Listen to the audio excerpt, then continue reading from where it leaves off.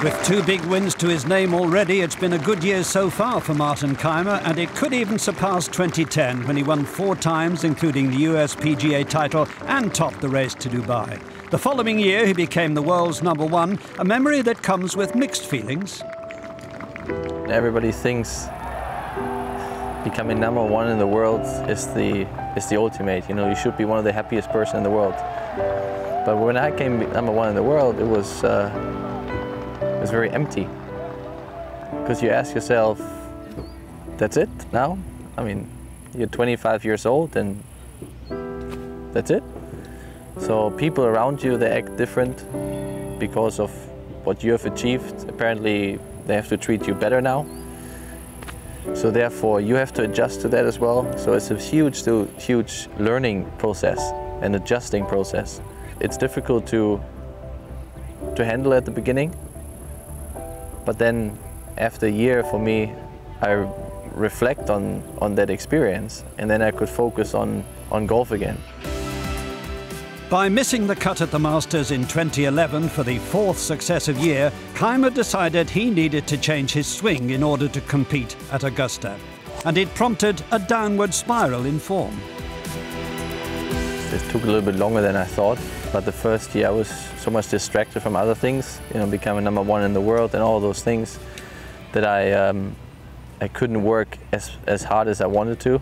So therefore, you know, it was not a massive surprise for me that it took a little bit longer, but you know, it is what it is. It turned out well, but I never doubt there was a mistake or anything. It was necessary for me. With results at Augusta showing an immediate improvement, he tied 31st this year. Kaymer left a glamorous field in his wake at Sawgrass in May, when he led the Players' Championship from start to finish. It came a little late, to be honest. You know, I was hoping for success earlier, because I was playing very well already around the Masters. I had a good start into the tournament, and then I knew, okay, maybe that's the week now where I can start off with a big win and start off the confidence and getting back to that mood where you feel like you can win every week, and from there on, you know, you can relax a little bit and you don't need to think that much anymore. You can just play golf and enjoy really the challenges every week. Now firmly in the groove, Kaymer completed his 2nd wire-to-wire win in the space of 5 weeks by becoming the US Open champion at Pinehurst by 8 shots. I'm sure, you know, out here there are 70–80% of the guys, they somewhere deep inside they know they could win the golf tournament, but they don't really believe 100% in it. And that belief comes when you won big events. And when I was leading by, I don't know by how many shots on Friday, you know, I thought, you know, that's a good chance to win the US Open, the toughest tournament we play all year. So I really embraced that challenge. Now, a question for you, Martin.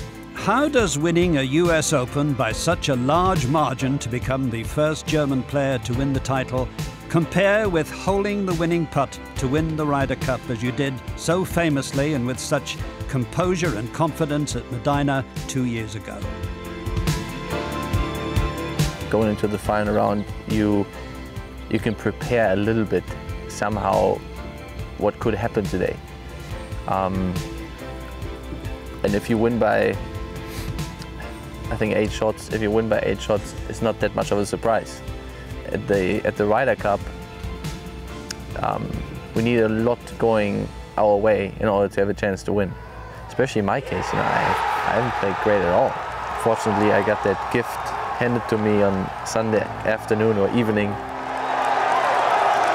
You know, emotions-wise, it's on a completely different level. And I would always say that that putt or that day means a lot more to me than winning a major. Now the complete player with the ability to hit every shot in the book, and with all that he's accomplished, and remember he's not yet 30, Martin is also proud to have contributed to a marvellous year for German sport. Me winning the US Open, then Germany becoming the world champions. Bernhard Langer won the British Open by 13 shots.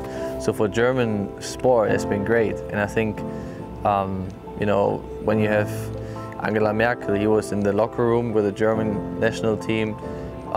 So those things makes our country a little bit look a little bit more relaxed and a little bit more open, because we're known for fairly stiff people. So you know, all those things, they help us worldwide. The extraordinary meteoric rise of Martin Kaymer.